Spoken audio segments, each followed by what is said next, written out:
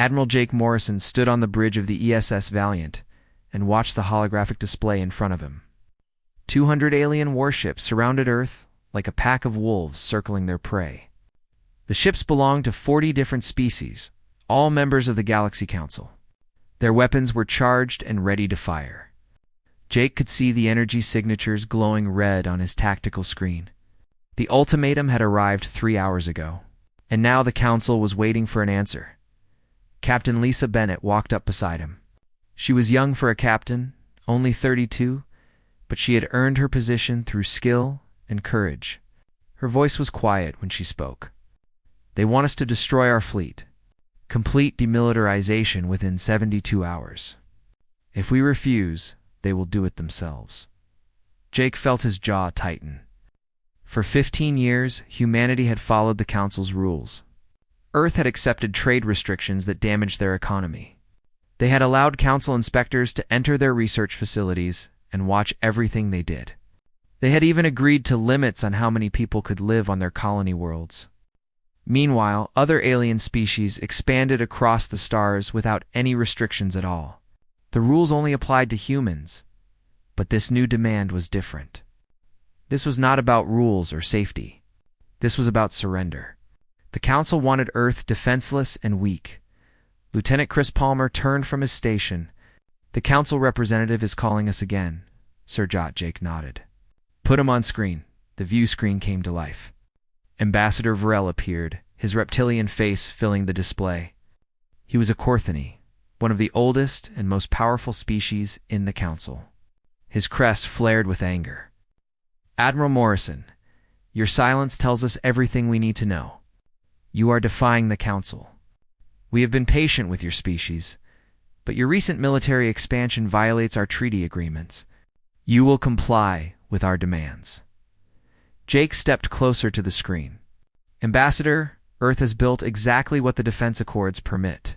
We have not exceeded the agreed limits by even a single ship." Varel's eyes narrowed. "You play word games, human. Your vessels are too advanced, too powerful. The Council cannot allow a newcomer species to possess such military capabilities. You have been in space for barely 3 decades. You should not have weapons that rival our own." There it was.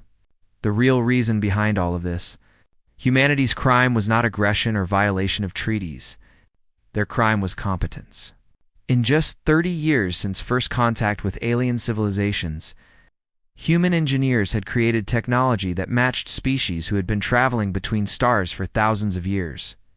Earth scientists had studied, learned, and innovated at a pace that terrified the older civilizations. Jake kept his voice calm. "Then the Council's complaint is with human intelligence, not human behavior." Varel leaned forward. "You have 60 hours remaining. Dismantle your fleet, or we will destroy it for you. This conversation is finished." The screen went dark. Jake turned to face his crew. Every officer on the bridge showed the same expression he felt inside. Anger mixed with determination. They had worked too hard and sacrificed too much to surrender now. "Get me a direct link to Geneva. The President needs to know that talking is over." 12 hours later, President Karen Wells sat in her office in the capital of Earth's unified government. She had read all the reports. She had consulted with her advisors and military commanders. She had considered every possible option. Now it was time to make the hardest decision of her career. She walked to the recording studio that had been prepared. Cameras were positioned to broadcast her message not just to Earth, but to every species in the galaxy that wanted to listen. Karen wore a simple dark suit. No medals, no decorations. Just a leader speaking to her people and to the stars beyond. The recording began. "People of Earth. And to those listening across the galaxy, I speak to you now at a critical moment in human history. For 15 years, we have sought peace with the Galaxy Council. We have compromised on trade. We have accepted inspections and restrictions. We have bent our principles to prove that humanity can be a good neighbor in this vast universe. We did all of this because we believed in cooperation and mutual respect." She paused, letting her words sink in. "But today, the Galaxy Council has demanded something we cannot give. They want us to destroy our defenses and leave Earth vulnerable. They claim our crime is building ships that are too advanced. They say we are too competent, too innovative, too unwilling to accept our place beneath their authority. They want us weak and dependent. Her voice grew stronger. To this demand, Earth has one answer. No, we will not surrender. We will not disarm. We will not bow to threats. Effective immediately, Earth severs all ties with the Galaxy Council. We withdraw from every treaty and every agreement. We owe them nothing. We fear them nothing. And if they choose to attack us, they will discover exactly why humanity fought its way to the top of the food chain on Earth. The most dangerous planet in known space? Karen looked directly into the camera. We are going home. We are closing our borders. And the Council should pray that we stay there, because the alternative will be far worse for everyone involved. This message is our final word on the matter. The transmission ended and spread across the galaxy at faster than light speed. Every civilization with the ability to receive broadcasts heard Earth's declaration of independence. For a long moment, nothing happened. The galaxy seemed to hold its breath. Then Admiral Morrison gave the order that changed everything. Power up the reserve fleet. All ships to defensive positions. From hidden construction facilities in the asteroid belt. From shipyards on the dark side of the moon. From orbital stations that had been disguised as mining platforms. Earth's true military strength revealed itself. Not the few hundred ships the Council knew about, but 6,000 warships of advanced design. Humanity had been preparing for this day since the first moment they realized the Council could not be trusted. The vessels moved into formation around Earth and its orbital defenses. Their weapons powered up, their shields activated. Humanity was ready. Ambassador Varel watched the display from his flagship and felt something he had not experienced in decades. Fear. The humans had deceived them all. This was not a minor colony species with a small defense force. This was a military power that had been hiding in plain sight. He opened a channel to his fleet commanders. All ships, open fire. Destroy them before they can organize a proper defense. Council fleet attacked. It was the worst mistake they ever made. Human point defense systems shot down. Incoming missiles before they crossed half the distance to their targets. Energy weapons that should have melted through Earth ships instead splashed harmlessly against shields that used technology the Council did not understand, and when Earth returned fire, the results were devastating. Human fighters, small and fast, swarmed through the Council formation like angry hornets. They moved with precision that seemed impossible, each ship knowing exactly where the others would be, coordinating their attacks with perfect timing. Council commanders realized too late that every human vessel was linked through advanced artificial intelligence networks, turning thousands of individual ships into one unified fighting force, a Corthany dreadnought. The pride of Rel's fleet exploded as human weapons exploited a weakness in its shield harmonics.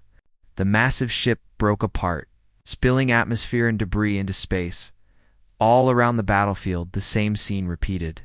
Council ships that had dominated the galaxy for centuries were outmaneuvered, outgunned, and overwhelmed by an enemy they had dismissed as primitive.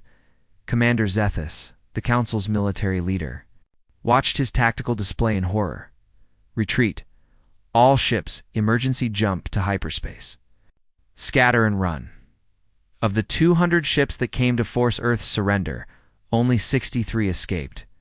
The rest were destroyed, disabled, or captured by boarding parties. The human fleet did not chase them. Earth had made its point. Admiral Morrison opened a broadcast channel that every species in the galaxy would hear. Let the record be clear. Earth fired no shots until we were attacked first. We asked only to be left in peace. The Galaxy Council chose war. Now you have seen what war with humanity means. This is your only warning. Stay away from Earth. Stay away from our colonies. Stay away from our space. If you come again, we will not stop at defeating your military. We will bring the fight to your home worlds. We have been civilized and patient. Do not force us to remember what we were before we reached for the stars. The message ended. Across the galaxy. Emergency meetings began on 100 worlds. Fleets were recalled. Strategies were reconsidered. The balance of power had shifted in less than one day. Earth had severed ties with the Galaxy Council, and the universe had learned to be terrified. Council fleet limped back to their nearest stronghold at Tarsinus. Prime Commander Zethus sat in his command chair and stared at the damage reports. Flooding his screens, 63 ships had survived out of 200. More than 2,000 crew members were dead. Hundreds more were wounded or missing. The humans had captured 17 council vessels intact, boarding them with such speed and precision that the crews barely had time to activate self-destruct protocols. Zethus had been a military commander for 40 years. He had GET in 3 major conflicts and dozens of smaller engagements. Never in his entire career had he witnessed such a one-sided defeat. The battle had lasted only 18 minutes from first shot to final retreat. 18 minutes to destroy the pride of the Council's military power. His tactical officer, Gal, approached with another report. "Commander, we have completed the analysis of the human attack patterns. The results do not make sense." Explain Call activated a holographic playback of the battle. "Their ships are much smaller than our initial scans indicated. What we thought were individual capital ships were actually battle groups of 20 to 30, smaller vessels operating in perfect coordination. They move like a single organism. No communications lag, no hesitation, no confusion.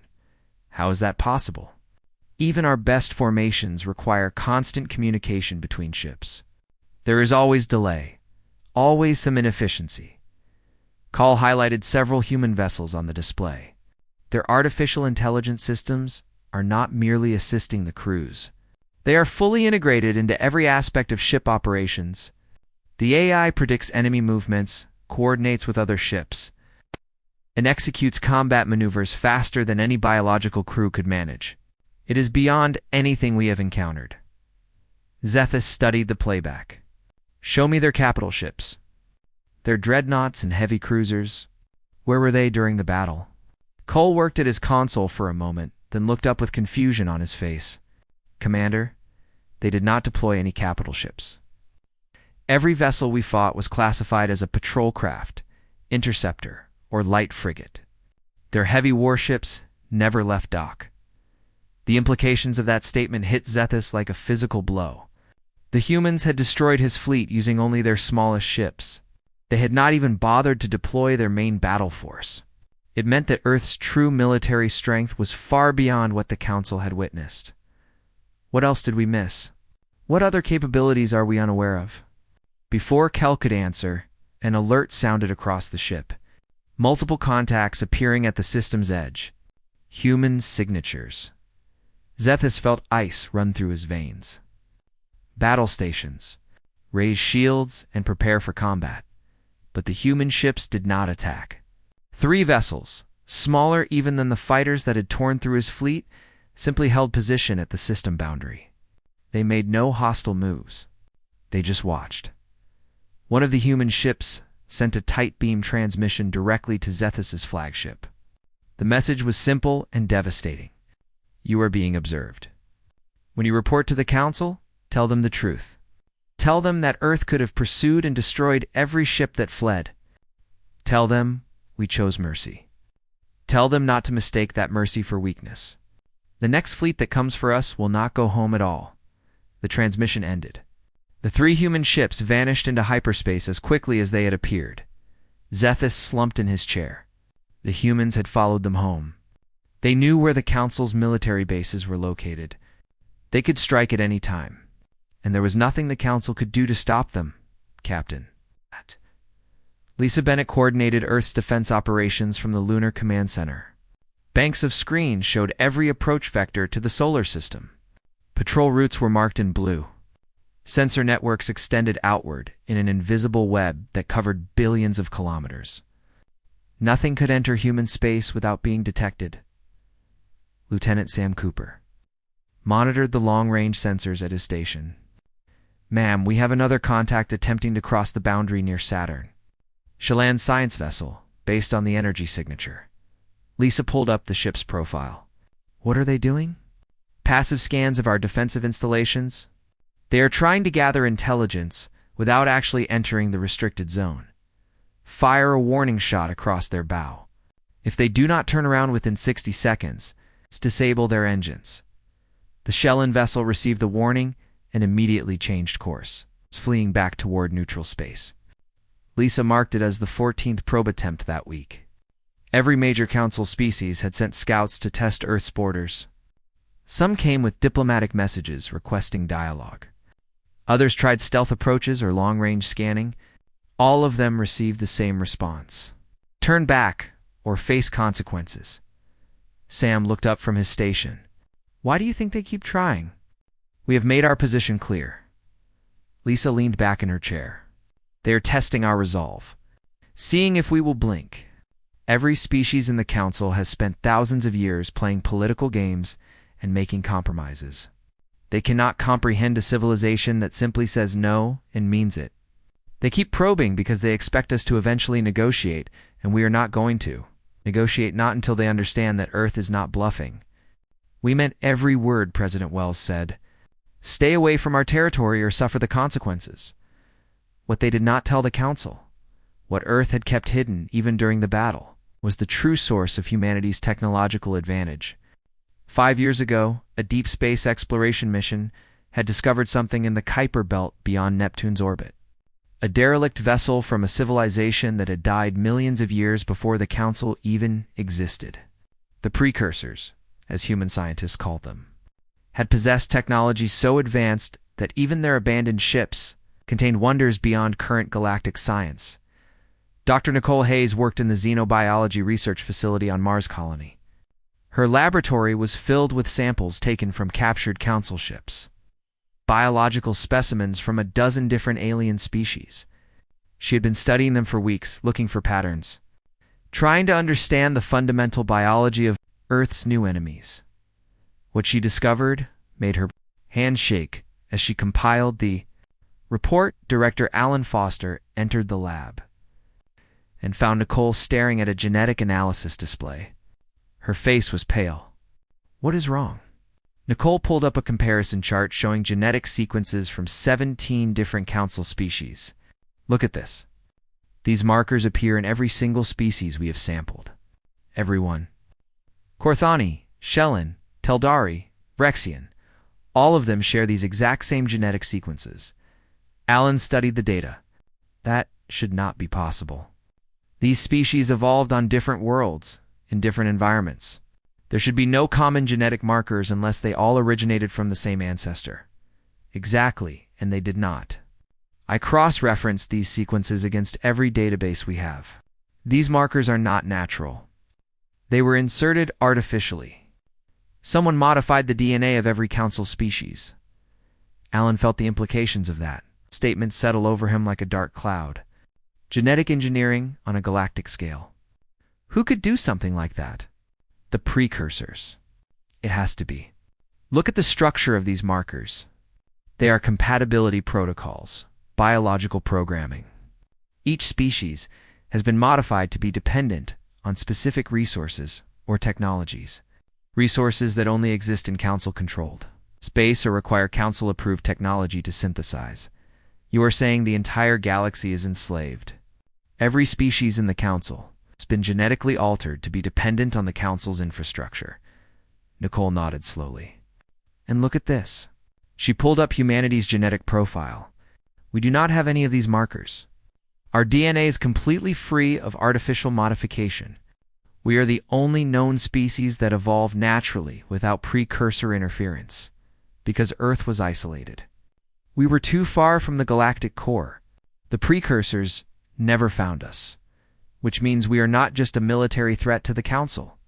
We are proof that their entire civilization is built on a foundation of genetic control. We are what a truly free species looks like, and that terrifies them more than our weapons ever could. Alan sat down heavily. Does anyone else know about this? I am sending the report to President Wells today. But Alan, there is something else. I found references in the captured Korthani medical databases. They mention genetic licensing agreements and biological patent enforcement. The Council is not just a political body. It is a genetic control mechanism, and whoever created it might still be out there somewhere. The report reached Geneva within hours. President Karen Wells convened an emergency meeting of her Security Council in the fortified bunker beneath the Capitol. The room was small and windowless, designed to be secure against any form of surveillance or attack. General Paul Martinez studied the genetic data with growing horror. If this analysis is correct, we are not dealing with a normal government. We are dealing with a system of biological slavery that has existed for thousands of years. Maybe millions. Secretary of Defense Linda Zhang pulled up a star map showing the locations where precursor artifacts had been discovered. The question is, who designed this system? The council species all think they are in charge. But if they are all genetically enslaved to a central control mechanism, then who built that mechanism? President Wells stood and walked to the secure window that looked out over an artificial garden. The precursors built it. The same civilization that left that derelict ship for us to find. They did not just disappear. They created a self-sustaining control system and left it running. A prison for the entire galaxy. Paul nodded grimly. And the prisoners think they are the guards. Karen turned back to face the council. Then we have a much bigger problem than we realized. We did not just leave the Galaxy Council. We escaped from a cage that was designed to be impossible to escape. And whoever built that cage is not going to be happy when they notice. Do we tell the other species? Linda asked. They deserve to know they are slaves. Karen shook her head. They will not believe us. We are already the rebels, the dangerous element that refuses to follow the rules. If we tell them their entire civilization is built on genetic manipulation, they will think it is propaganda. Worse, they might see it as an attack on the only stability they have ever known. Then what do? We prepare. We keep studying precursor technology. We make Earth and our colonies completely self-sufficient, and we get ready for whoever has been controlling the galaxy to make their move, because they will come. They will come. 6 months had passed since Earth severed ties with the Galaxy Council. The solar system had become a fortress. Defense stations ringed every major planet and moon. Patrol fleets constantly moved through the outer regions, watching for any sign of intrusion. The 7 human colony worlds had been supplied with enough resources to survive independently for decades if necessary. Earth was prepared for a long isolation. Captain Dan Wright commanded the reconnaissance ship ESS Nighthawk, one of 20 stealth vessels that operated far beyond human borders. His mission was simple, but dangerous. Observe the Council's species and gather intelligence about their intentions. The ship hung in deep space near Tarsinus Prime, invisible to normal sensors. Watching the Council's emergency assembly with instruments derived from precursor technology, the Council chamber was filled with representatives from every major species. Dan could see them on his monitors, their holographic forms flickering as they argued and debated. The translation software converted their various languages into English, allowing him to follow every word. Ambassador Varel of the Courtney called for order, his crest extended in clear agitation. Esteemed members, we face a crisis unlike anything in our recorded history. The human quarantine has disrupted 17 major trade routes. Our economic projections show a 3% decline in galactic GDP. But the greater concern is the reports of human vessels operating far beyond their declared borders. A hologram appeared above the assembly floor showing the Nighthawk, near the Viridian cluster, thousands of light years from Earth. Dan smiled grimly. The Council had detected one of the reconnaissance ships but did not realize there were 19 others watching them from different locations. Senator Mix of the Teldar Union stood, her crystalline body refracting the chamber lights into rainbow patterns. The humans claim they want isolation, yet they send spy ships into our territories. They claim they want peace, yet they maintain a military that dwarfs our combined forces. I propose we issue a new ultimatum. Complete disarmament, or we enforce a total blockade of their system. Commander Zethus rose from his seat. He looked older than he had 6 months ago, worn down by the weight of defeat. Have you forgotten what happened to the last fleet we sent? 137 ships destroyed, thousands dead, and the humans were not even trying. Do you really want to send more of our people to die? Then what do you suggest? Varel demanded. We allow them to operate without any restrictions. We let them spread their dangerous independence to other species. The debate continued for hours. Don recorded everything, noting the divisions and fractures within the council. Some species wanted war. Others wanted to pretend Earth did not exist. A few were quietly curious about how humanity had achieved such rapid technological progress. None of them could agree on a unified response. Lieutenant Kate Morris monitored the sensor arrays from her station. Captain, I am detecting an unusual signal. It is coming from deep space, beyond the galactic rim. The frequency is extremely high, and the encoding pattern is unlike anything in our databases. Don moved to her station and studied the readings. His training in precursor technology made him recognize certain mathematical patterns. That is not from the Council. Get me a directional trace. Where is it aimed? Kate worked quickly, her fingers dancing across the holographic controls. It is a broadcast signal, sir. Omnidirectional, but with concentration toward the galactic core and all major Council systems. Captain, the signal contains what looks like embedded instructions. It is similar to a command protocol, but targeted at biological systems rather than computers. Dan felt cold understanding wash over him. The genetic modifications Dr. Hayes discovered, someone is activating them. Can you decode the instruction set? Working on it now? Sir, this is incredibly sophisticated. It is not just data transmission. The signal uses quantum entanglement to deliver multi-layered biological programming. Whoever sent this has technology that makes our precursor salvage look primitive by comparison. Dan made his decision immediately. Send an encrypted burst transmission to Earth. Maximum priority. Tell them we have detected what appears to be precursor-level activity, possibly from the original architects of the galactic control system. And Kate, how long until we can fully translate those instructions? Hours at minimum, possibly days. The AI is working on it. But the complexity is orders of magnitude beyond anything we have reverse engineered. From the derelict, keep at it. I need to know what they are telling the Council species to do. The message from the Nighthawk reached Earth and triggered an immediate emergency response. Every human vessel in deep space received orders to fall back to defensive positions. Colony worlds went on high alert. Military bases activated their full combat protocols. President Karen Wells stood in the secure situation room beneath Geneva, surrounded by her inner circle of advisors. The walls displayed tactical information from across the galaxy. Red indicators showed the locations of Council fleets. Blue markers represented human assets. And now, a new symbol appeared in purple, indicating the source of the mysterious signal. If the precursors are active, if they are giving direct orders to the Council species, we have to assume we are about to face the entire galaxy united against us. General Martinez spoke quietly, but his words carried weight. Can we win that fight? Karen asked bluntly. Paul studied the tactical projections on the main screen. Not conventionally. They outnumber us thousands to one. Our technology is superior, but numbers matter.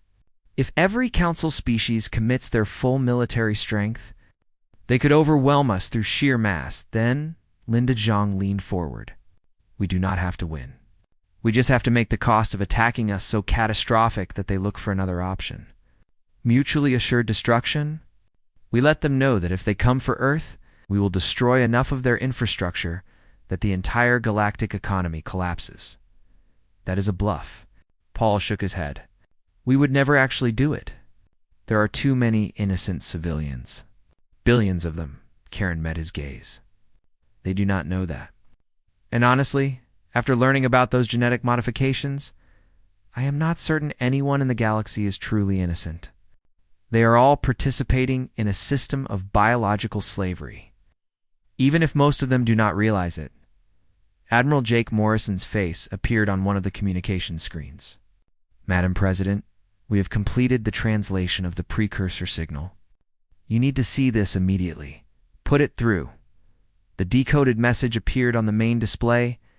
The text was simple and absolutely terrifying. Genetic Protocol, Omega activated. All modified species must eliminate the unmodified threat immediately. Failure to comply will result in metabolic cascade failure. Timeline for compliance is 72 hours. The room fell into shocked silence.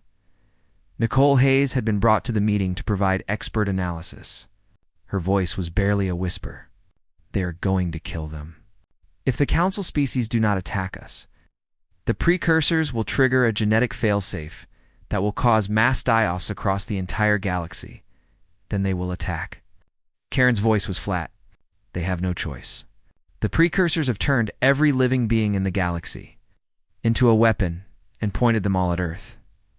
Someone suggested running. We could take our technology and head for intergalactic space. Find a new galaxy where the precursors have no control. Start fresh, Karen shook her head firmly. And abandon trillions of sentient beings to live as genetic slaves forever? No.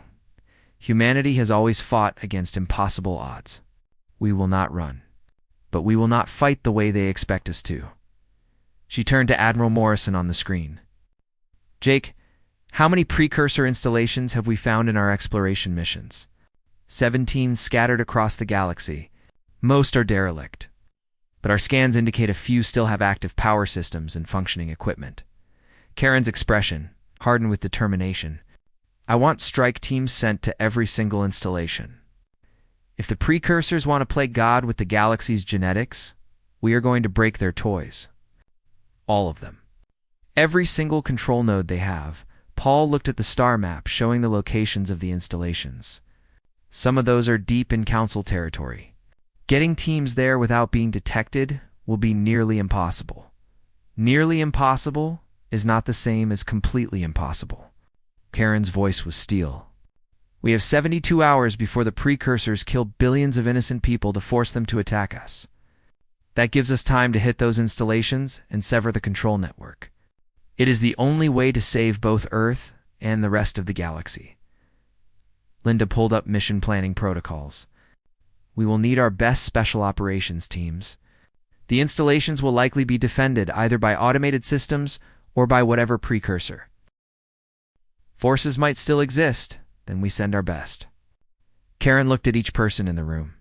Make no mistake, this is the most important mission humanity has ever undertaken. If we fail, Earth will face the combined might of the entire galaxy. If we succeed, we free every living being from millions of years of genetic slavery. Get our people ready. We move in 6 hours. The meeting broke up as officers rushed to coordinate the largest special operations deployment in human history. 17 teams, each composed of humanity's most elite soldiers and scientists, would launch simultaneously toward 17 different precursor installations. Scattered across thousands of light years, Karen remained in the Situation Room, staring at the countdown timer on the main screen. 72 hours. 3 days to break the chains that had bound the galaxy for eons. 3 days to prove that humanity's greatest strength was not their weapons or their technology, but their absolute refusal to accept that any prison was truly inescapable across Earth and its colonies.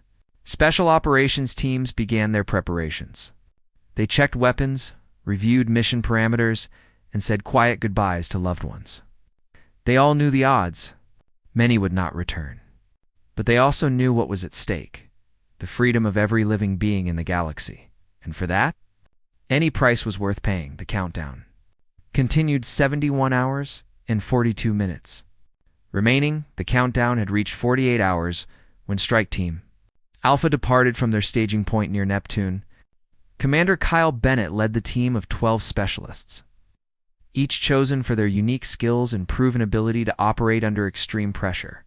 Their target was the largest precursor installation ever discovered, a massive ring structure hidden deep within a nebula near the galactic core. The journey took 26 hours through hyperspace. Kyle spent most of that time reviewing the mission data with his second-in-command, Lieutenant Amy Rogers. She was young, but brilliant. A xenotechnology expert who had spent 3 years studying precursor artifacts. Amy pulled up holographic schematics of the installation. This facility is enormous. Our scans indicate it is over 200 kilometers in diameter. We could search for months and never cover the entire structure. Kyle studied the layout carefully, looking for patterns in the architecture. Precursor designs followed mathematical principles. Everything had purpose and order. There, he pointed to a central hub structure. If this installation is broadcasting control signals to the entire galaxy, the transmission equipment has to be located in that hub. All the power conduits and data pathways lead there. Assuming the schematics are accurate, we are working with incomplete data from long-range scans. It is the best intelligence we have. Kyle closed the display. We go in fast, plant the charges, and get out. 20 minutes on station, no more. Every other team is operating on the same timeline. We all succeed together, or we all fail together. The ship dropped out of hyperspace at the nebula's edge. The precursor installation appeared on their sensors. A vast ring of dark metal floating in clouds of glowing gas. No lights showed on its surface. No energy signatures indicated active defenses.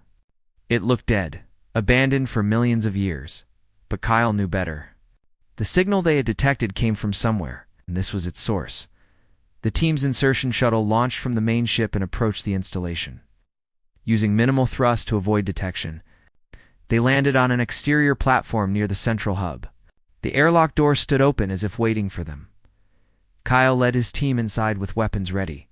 Their armor suits provided life support and protection against the unknown. Helmet lights cut through absolute darkness, revealing corridors that stretched away into infinity.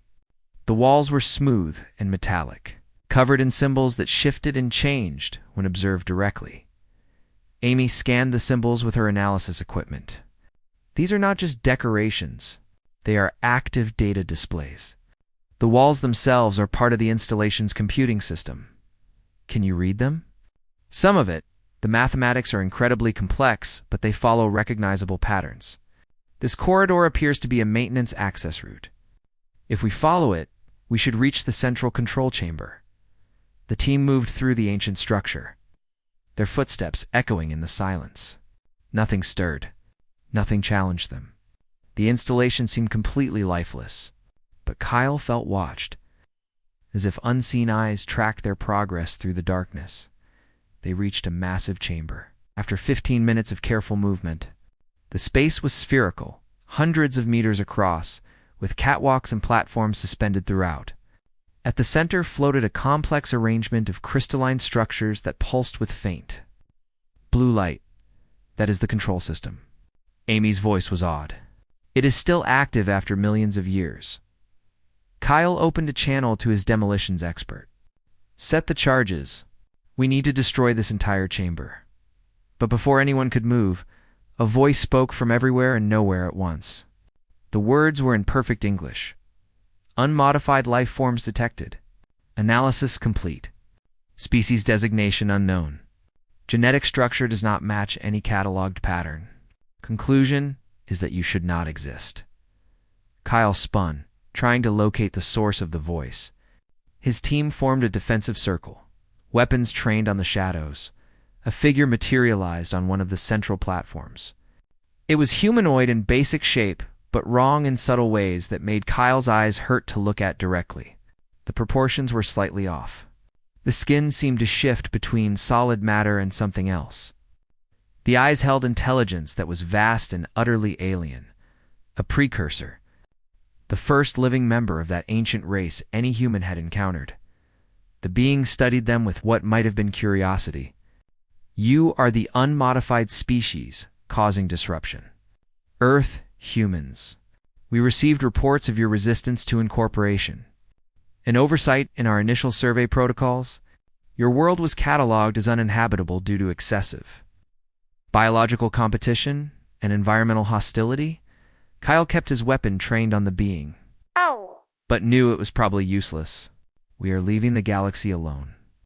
We just want to be left in peace. Peace is not possible.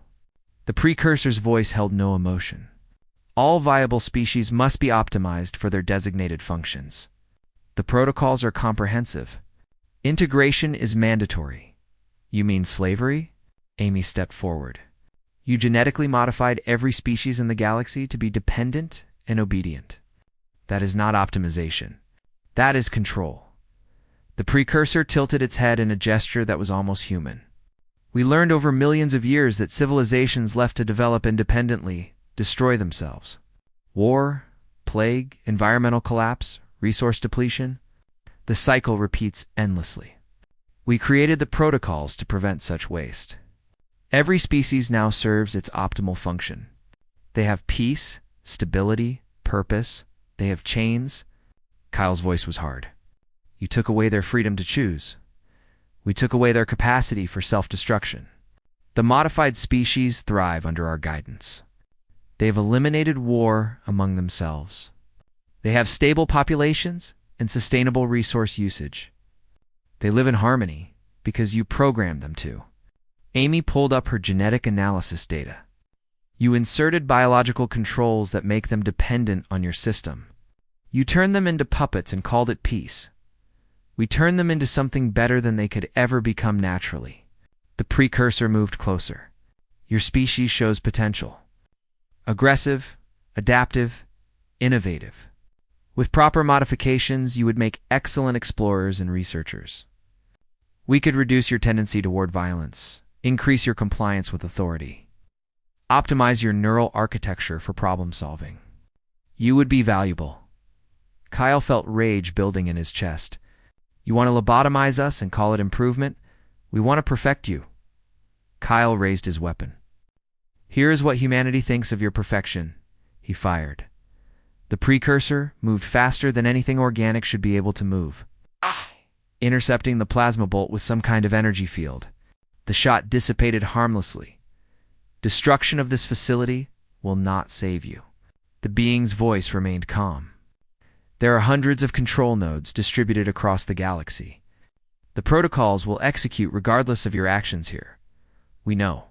Kyle smiled grimly. That is why we are hitting all of them simultaneously. He triggered the detonation sequence. Explosives that his team had placed throughout. The chamber activated at once. The charges were designed using precursor technology, capable of disrupting the crystalline control structures at a quantum level. The explosion tore through the chamber in a cascade of released energy. Kyle's team was already running for the exit. Behind them, the ancient facility began to tear itself apart. The precursor watched them flee, and for just a moment, something that might have been respect crossed its alien features. Perhaps we did miss something valuable after all. The team reached their shuttle with seconds to spare. The installation was collapsing, vast sections breaking away and tumbling into the nebula. They launched at maximum thrust, racing to escape the expanding destruction. Amy monitored the sensor readings as they cleared the danger zone. The control node is destroyed. The signal from this location has stopped broadcasting. Kyle opened a channel to Earth Command. Strike Team Alpha reporting.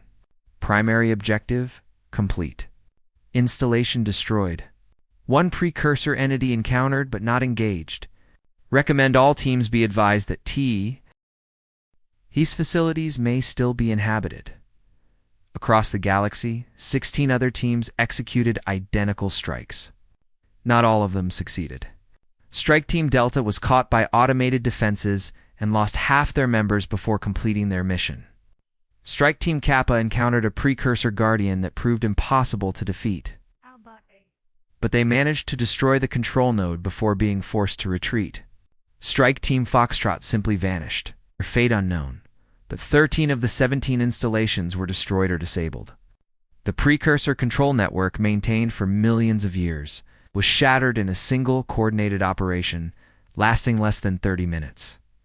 In council space, the effect was immediate. Fleet commanders preparing to attack Earth suddenly found their overwhelming compulsion fading. Ship captains looked around in confusion, wondering why they had been so absolutely certain that destroying humanity was necessary. The genetic programming lost its grip as the control signals ceased. Admiral Jake Morrison broadcast a message that reached every council vessel. This is Earth's final communication to the Galaxy Council. We just freed you. Every species in this galaxy was genetically modified millions of years ago to be obedient and dependent. The precursors built their control system directly into your DNA. They were about to force you to attack us. And when you failed, they would have killed you for disobedience. We destroyed their control network. You are free now. What you do with that freedom is your choice." He paused, letting the words sink in across thousands of ships. "You will want to verify this information. We are transmitting the complete genetic analysis and all data recovered from the precursor facilities. Study it. Test it. Confirm it for yourselves.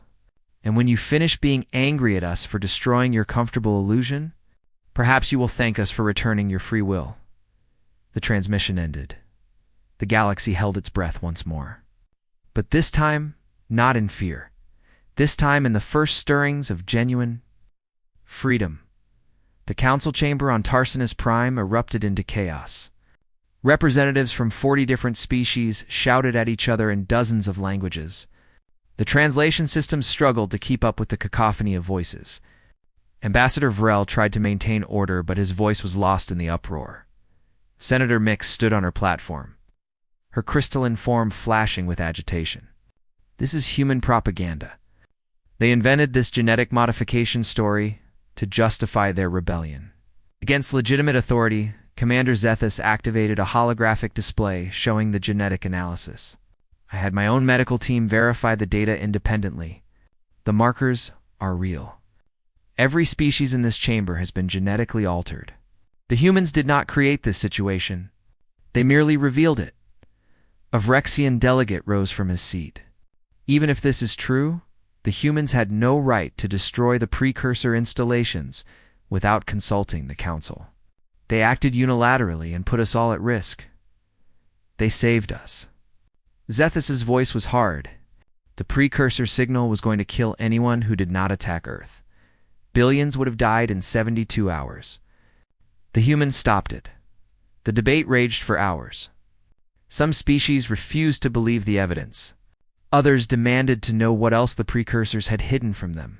A few began asking dangerous questions about whether the Council itself was part of the control mechanism. Vrel finally restored some semblance of order.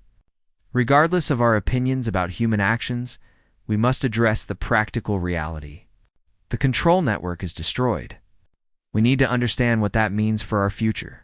Are we still dependent on the systems the precursors created?" Medical officers from various species began sharing their findings. The genetic modifications were extensive, but not immediately fatal now that the control signals had stopped. However, many species discovered they had biological dependencies on resources that were distributed through council-controlled supply chains. Food, supplements, medical treatments. Even basic metabolic functions relied on technology that traced back to precursor designs. The galaxy was free from direct mind control. But the infrastructure of dependency remained. President Karen Wells stood in her Geneva office watching the sunrise over the mountains. Reports flooded in from across human space. The Council fleets had withdrawn from their attack formations. No new incursions had been detected at the borders. For the first time in 6 months, Earth was not facing imminent military threat. General Paul Martinez entered with the latest intelligence summary. The Council is fragmenting. 3 species have withdrawn from the central government completely. 7 more are threatening to leave unless major reforms are implemented. The whole structure is collapsing. Is that good or bad for us? Both. Paul brought up a star map, showing the political divisions forming across the galaxy. A unified council was a threat we could prepare for. A fractured galaxy with dozens of independent powers is unpredictable. Some will blame us for destroying their stability. Others will thank us for freeing them. Most will not know what to think. Karen turned from the window. Have we heard anything from the precursors themselves? Any response to our destruction of their installations? Nothing. Either they do not care, or they are planning something we cannot detect yet. A communication alert interrupted them. Admiral Morrison's face appeared on the screen. Madame President, we have a situation developing at the heliopause. A council delegation has arrived requesting permission to enter the solar system. They claim they want to negotiate. Karen and Paul exchanged glances. Who sent them? It is an independent group. not officially sanctioned by the Council. Representatives from 12 different species. They say they want to learn how we discovered the genetic modifications and how we became independent of precursor technology. Let them approach as far as Mars orbit and stop them there. I will meet with them on the lunar station. Neutral ground. 3 days later, Karen sat in a conference room on the moon facing 12 alien delegates. They looked nervous, uncertain. Nothing like the arrogant council representatives who had demanded. Earth's surrender 6 months ago, a Chelan scientist named Tyr spoke first. President Wells, we come not as representatives of the council, but as individuals seeking knowledge. Our governments are in chaos. Our people are frightened. We need to understand what was done to us and how to undo it. Karen studied them carefully. What makes you think we can help? Because you are the only species that escaped the precursor control system. Tyr gestured at the datapad he carried. We've analyzed your genetic structure. You have no artificial modifications. You developed naturally. That means you understand what real independence looks like. A Teldari medical officer named Shen leaned forward. Can you help us remove the modifications from our own genetics? Can you teach us to be truly free? Karen considered her answer carefully. The truth is, we do not fully understand the modifications yet. They are incredibly complex, woven into your fundamental biology over thousands of generations. Removing them could be as dangerous as leaving them in place. But we can help you become independent of the supply systems. We can teach you to synthesize the resources you need without relying on precursor technology. That would take years. Decades even. Then we better start now. Karen pulled up the genetic data on a holographic display. We will share everything we have learned. All our research, all our technology, derived from precursor artifacts, everything. But you have to understand something. Freedom is not easy. It means taking responsibility for your own survival. It means making your own mistakes and living with the consequences. Are your people ready for that? The delegates looked at each other. Tyr finally spoke. We do not know. But we are tired of being puppets, even if we did not realize that was what we were. Over the following weeks, more delegations arrived at Earth's borders. Some came seeking help. Others came seeking trade agreements outside the Council's control. A few came simply to see the species that had broken free from millions of years of genetic slavery. Earth's response was consistent. They shared their knowledge freely but made no demands. They offered friendship but required respect. They would help those who wanted to learn but would not impose their will on anyone. The galaxy slowly began to reorganize itself. Species that had been enemies for centuries discovered their conflicts had been engineered to keep them divided. Trade routes that had been restricted for security reasons were revealed to be tools of economic control. The entire structure of galactic civilization was exposed as a carefully managed prison, and humanity stood at the center of it all. Not as conquerors, but as the example of what was possible. 6 months after the precursor network fell, Captain Lisa Bennett stood on the observation deck of the Lunar Command Center. Earth hung in the sky above, blue and green and beautiful. The defense grids were still active, but the constant alert status had been reduced. Patrols still watched the borders, but the sense of imminent threat had faded. Lieutenant Sam Cooper joined her. Ma'am, we just received word from the outer colonies. 3 more species have requested permission to send students to our universities. They want to learn human engineering and medical science. Lisa smiled. 10 years ago, we were barely exploring our own solar system. Now we are teaching aliens how to be free. It is strange how things change. Not strange. Inevitable. Humanity never learned how to be content in cages. We always push against limits. Always question authority. Always look for ways to break rules that seem unjust. The precursors saw that as a flaw to be corrected. Turned out it was exactly what the galaxy needed, down on Earth. Dr. Nicole Hayes worked in her laboratory alongside scientists from 6 different species. They were collaborating on a project to understand and safely modify the genetic alterations without causing harm. It was slow work, requiring careful analysis and countless tests. But progress was being made. A young Corthoni researcher named Vex approached her workstation. Dr. Hayes, I have completed the analysis you requested. The dependency markers in our species can be compensated for with synthetic supplements. We would not need precursor technology to produce them. Nicole examined the data with approval. Excellent work.